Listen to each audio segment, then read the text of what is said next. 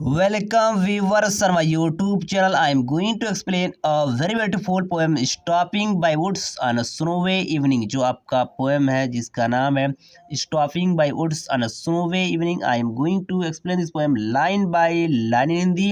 As always, as you have to watch this video till the end। So friends, poem को compose किया है Robert Frost ने, जो कि अमेरिका के एक मॉडर्निस्ट पोएट है। और ये पोएम 1922 में कंपोज की गई थी। ये पोएम पब्लिश हुई थी 1923 में। इनके पोएट्री कलेक्शन जिसका नाम था न्यू हेम्पशायर, उसमें ये पब्लिश हुई। अगर बात करें इसके सीन की, तो इसका जो नरेटर है बेसिकली ट्रेवलर है। वो यात्रा करते हुए जाता है और रास्ते में एक बहुत सुंदर सा मनमोहक सा एक जंगल पड़ता है। उसको देखकर वो वहाँ पे रुक जाता है, उसका रुकने का मन करता है। उसके बाद क्या होता है, now I am going to explain this poem line by line in Hindi. So friends, आपका पोएम स्टार्ट होता है। इस पोएम का सीन ये है कि एक ट्रैवलर है, एक नरेटर है, जो कि यात्रा करते हुए कहीं से जा रहा है। तो बीच में एक जंगल पड़ता है। ये जंगल बहुत ही सुहाना, बहुत ही अट्रैक्टिव है। यहाँ पे बर्फबारी हो रही है। उसको देखकर उसको रुकने का मन कर रहा है। तो पोएम स्टार्ट होता है। स्पीकर का आता है, whose woods these are I think I know. जो स्पीकर है, जो यात्री, वो कहता है हुज वुड्स दीज आर, किसके जंगल है। हुज वुड्स दीज आर, ये जंगल किसके हैं। आई थिंक आई नो, मुझे लगता है, मैं उसको जानता हूँ। Whose woods these are I think I know, किसकी, ये किसके जंगल है। आई, मुझे लगता है मैं उसको जानता हूँ, उसके मालिक को मैं जानता हूँ। His house is in the village, और आगे बता रहे हैं कि उसका घर, यानी जिसका ये जंगल है, उसका घर कहाँ पे है, गांव में है। तो स्पीकर जो यात्री होकर है, ये किसके जंगल है, मुझे लगता है मैं उसको जानता हूँ। और आगे बता रहा है, ये जिसका जंगल है उसका घर गांव में है। Though he will not see me stopping here, क्योंकि उसका घर गांव में है, इसलिए वो मुझे नहीं देख पाएगा अगर मैं यहाँ पे ठहरता हूँ। अगर मैं उसके जंगल को निहारता हूँ, यहाँ पे रुक के उसके जंगल में ठहरता हूँ, तो मुझे वो देख नहीं पाएगा। To watch his woods fill up with snow, अगर मैं यहाँ पे खड़े होकर यहाँ पे ठहरता हूँ, आराम करता हूँ और उसके उस जंगल को देखता हूँ जो क्या बर्फ़ से ढका हुआ है, हल्के फुल्के बर्फबारी हो रही है, उससे ढक रहा है, यहाँ पे बर्फ़ की ड्रिलिंग हो रही है। तो इतना मनोहर सीन है, बहुत अच्छा सा प्लेस है। इस जगह पे, इसके जंगल में ठहरता हूँ, रुकता हूँ, तो मुझे देख नहीं पाएगा क्योंकि वो गाँव में रहता है।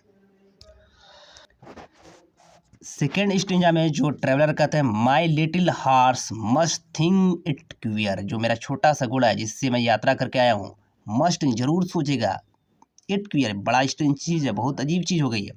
To stop without a farmhouse near, की मेरा जो मालिक है बिना फार्म हाउस, ये आसपास कोई फार्म हाउस भी नहीं है और मेरा मालिक है वो यहाँ रुक गया है, उसे बड़ा अजीब लगेगा। मेरा छोटा सा घोड़ा है, उसे बड़ा अजीब फील होगा, बहुत ही awkward फील होगा कि जो मेरा मालिक है बिना फार्म हाउस, आसपास कोई फार्म हाउस भी नहीं है और मेरा मालिक क्यों रुक गया है।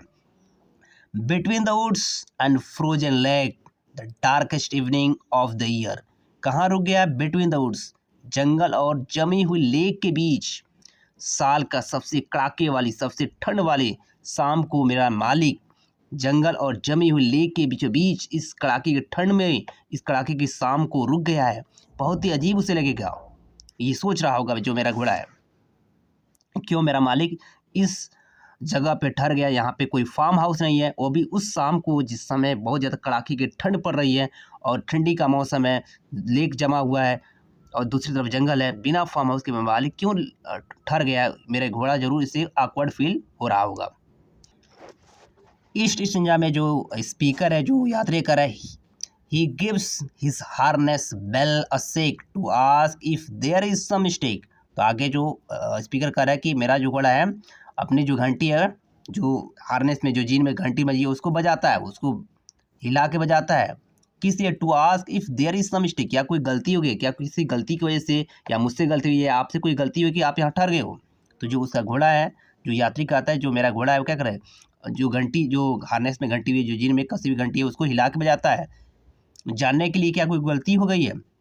The only other sounds the sweep of easy wind and downy flake, लेकिन वहाँ पे कोई दूसरी, वहाँ पे कोई आवाज़ नहीं आ रही, बल्कि दूसरी तरफ की आवाज़ आ रही, sound of sweep of easy wind, हल्की जो सुगंधित हवा बह रही है उसकी आवाज़ आ रही है, सनसन की आवाज़। डाउनी फ्लेक, जो जमी हुई जो बर्फ़ है उसके ऊपर जो हवा बह रही है, उसके टकराने से आवाज़ है, वही आवाज़ जो दूसरी तरफ, एक तरफ घंटी की आवाज़ आ रही है जो कि मेरा घोड़ा है वो घंटी बजा के उससे पूछना चाहता है क्या कोई गलती हो गई है। दूसरी तरफ से हवा की जो बह रही है बर्फ़ के ऊपर, उससे रगड़ खाने की हल्की सी आवाज़ आ रही है। और ये फाइनल स्टेज है जो कि बहुत ही महत्वपूर्ण है। अब जो ट्रैवलर जो यात्री है वो रियलाइज़ करता है, वो कह रहा है the woods are lovely dark and deep. ये जो वुड्स हैं, ये जंगल है, बहुत लवली है, बहुत प्यारे है, डार्क एंड डीप, बहुत अच्छे हैं, इतना अच्छे कि मन कर रहा है यहीं पे हम ठहर जाएं। But I have promises to keep and miles to go before I sleep and miles to go before I sleep.